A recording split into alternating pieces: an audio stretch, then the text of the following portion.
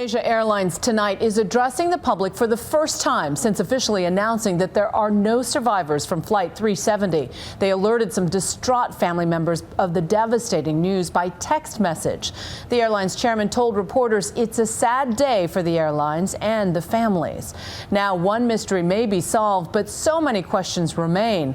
Why did a plane seemingly in perfect condition fall from the sky? ABC's Bob Woodruff is in the midst of it all and is reporting from Kuala Lumpur.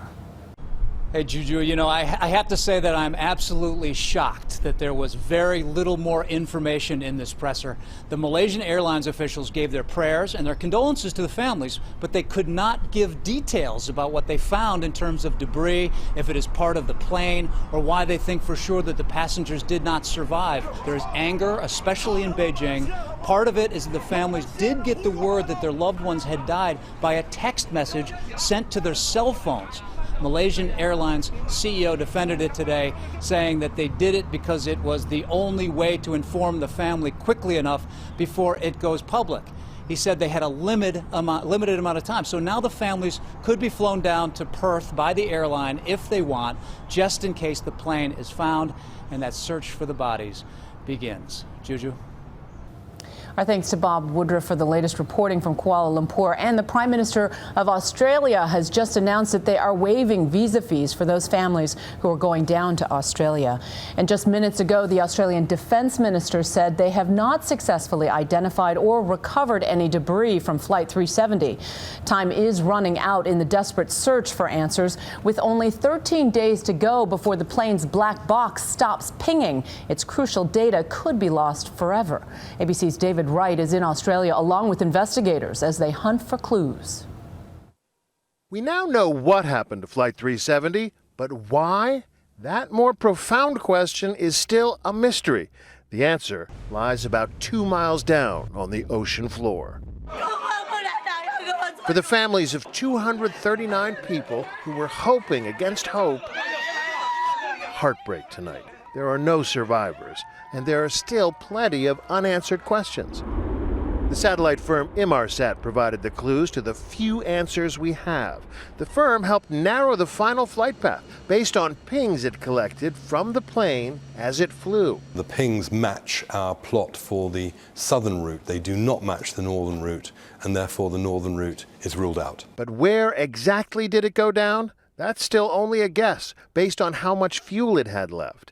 Today, an Australian P-3 Orion finally spotted new clues: a gray or green circular object and an orange rectangular object floating in the Indian Ocean.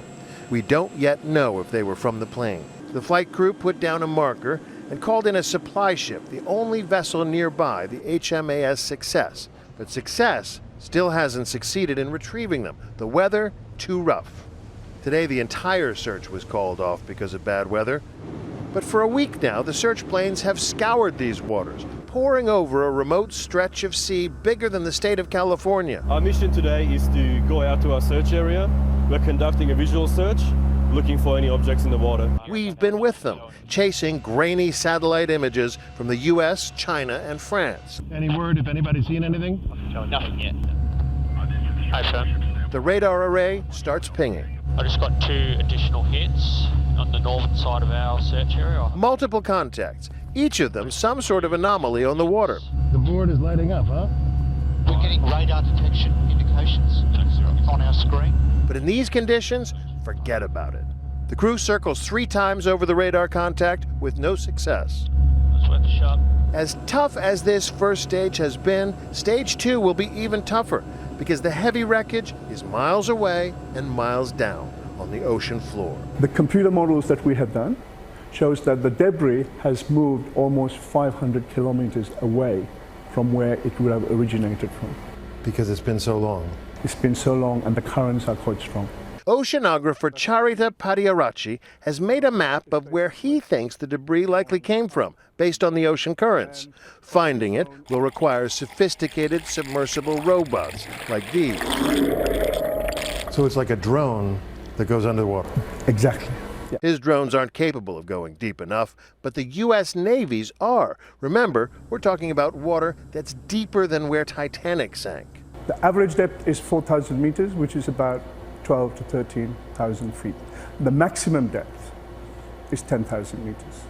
30,000 feet Yeah. under the So sea. if you put Everest there, you won't see the top. They'll be listening for pings from the so-called black box, the flight data and cockpit voice recorders.